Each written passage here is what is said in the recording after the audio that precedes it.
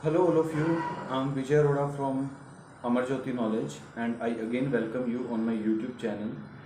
और आज का हमारा टॉपिक है OTT bill 2022 which is presented by the ministry of communication. OTT का मतलब सबसे पहले क्या होता है? OTT का मतलब होता है पर्सन टू पर्सन कम्युनिकेशन। तो इस OTT बिल का जो मेन पर्पज़ है, जो हमारे व्हाट्सएप है, टेलीग्राम है, गूगल ड्यूज है, अदर जो चैनल्स हैं जिसके साथ हम कम्युनिकेट करते हैं, उस पर नकेल लगाना। एक्चुअली हो क्या रहा था कि जैसे मान लीजिए हमने एक जियो का मेरे पास सिम कार्ड है, 200 रुपये का या 300 रुपये का मैंने रिचार्ज करवाया कोई, और मैं क्या करता था, केवल इंटरनेट का रिचार्ज है वो, मैं क्या करता था कि व्हाट्सएप के थ्रू सारे के सारे जो काम है व्हाट्सएप जो कॉलिंग वाले होते हैं एंड अदर होते हैं, तो सारे मैं व्हाट्सएप से ही कर लेता था, चाहे वो मैसेज करना है, चाहे कॉलिंग करना, चाहे कुछ भी है। तो इससे क्या होता था कि जो एयरटेल या फिर जियो की कंपनी जिससे हमने रिचार्ज करवाया, उसको नुकसान हो रहा था, क्योंकि उसे पैसे तो मिल रहे हैं, पैसे केवल मिल रहे हैं इंटरनेट के रिचार्ज के, और उसका काम सारा वही हो रहा है, और पैसे कौन कमा रहा है? व्हाट्सएप। तो कहीं ना कहीं इससे हमारा जो टेलीकॉम सेक्टर था वो कहीं ना कहीं पे कमज़ोर होता जा रहा था। तो गवर्नमेंट ऑफ इंडिया ने और मिनिस्ट्री ऑफ कम्युनिकेशन ने इस बात को रियलाइज़ किया और OTT पे नकेल लगाने की बात की।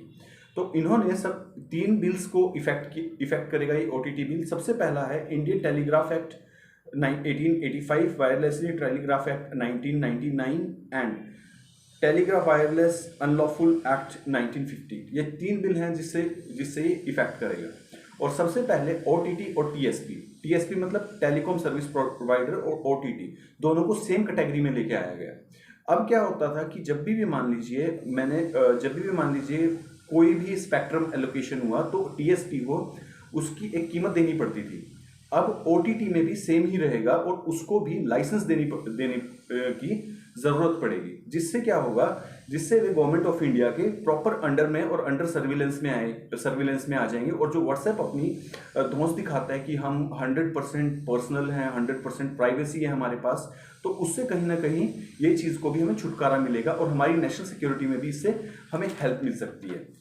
फिर सेकंड है, जो हमारे पास स्पैम कॉल्स आती थी, जैसे मान लीजिए किसी ने भी हमें स्पैम कॉल किया और स्पैम करने की बात की और हमारे साथ फ्रॉड हो जाते थे, तो उसके अंदर गवर्नमेंट ऑफ इंडिया ने इस बिल के अंदर साफ साफ किया है कि कोई भी कंपनी है वो स्पैम कॉल नहीं करवानी है, तो जो बंदा उनका जो एम्प्लॉय है वो उन्हें सीधा सीधा कॉल करेगा और वो अपने पर्सनल नंबर से कॉल करेगा। और थर्ड है, जो भी यूज़र है उसका KYC करवाया जाएगा। अगर कोई भी यूज़र, मान लीजिए मैंने व्हाट्सएप ऑन किया और व्हाट्सएप मेरा ऑलरेडी KYC के थ्रू है, और अगर मान लीजिए मैंने उसमें अपनी गलत डिटेल्स दे दी या फिर किसी और का नंबर मैंने यूज़ किया, तो मेरा नंबर ब्लॉक हो जाएगा और साथ में 50,000 की पेनल्टी भी लग सकती है। और OTT और TSP को आई अगेन रिपीट कि एक ही कैटेगरी में लेके आने की बात की है।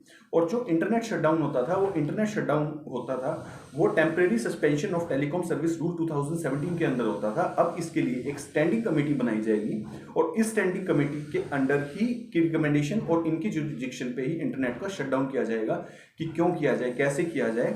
तो ये OTT बिल था जिसके अंडर में हमारी गवर्नमेंट ऑफ इंडिया ने OTT यानी व्हाट्सएप, टेलीग्राम और इन सब पे नकेल लगाने की कोशिश की है। आज के लिए हम इतना ही रखते हैं। आई होप आपको ये पसंद आएगा।